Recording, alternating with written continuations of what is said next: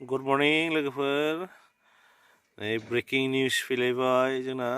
मामा हिमन्त बिश्व शर्माया माखासे खोथा बुंलायबाय दानिया रेशन कार्डजों लोगोसे 100 थाखाजोंनो संख्रि सिनि दालि मोनसिगोन जानुवारिनिफ्राय बिथांनि बुंनाय बिदिखौ नायलांदो लोगोफोर কৈছো যে আমি আপোনালোকক কম দামত যাৰ যাৰ ঘৰত ৰেচন কাৰ্ড আছে তেওঁলোকক আমি কম দামত 1 কেজি চাউল দিম 1 কেজি চেনি দিম আৰু 1 কেজি দালি দিম চাউলটো 5 কেজি গাইপতি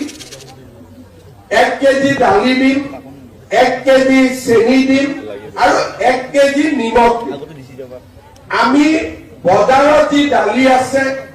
কিছুমান জায়গাত 95 টকা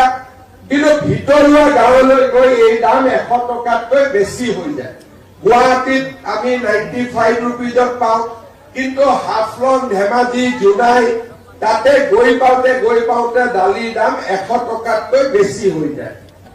এই মাহত আমি আপোনালোকক দালি 69 টকাত দিম 70 টকাতকৈ 1 টকা কম চেনি আমি আপোনালোকক 38 টকা দিম চেনিৰ 55 টকা দাম আপোনালোকক আমি 38 টকাত দিম আৰু নিমখ 20 টকা দাম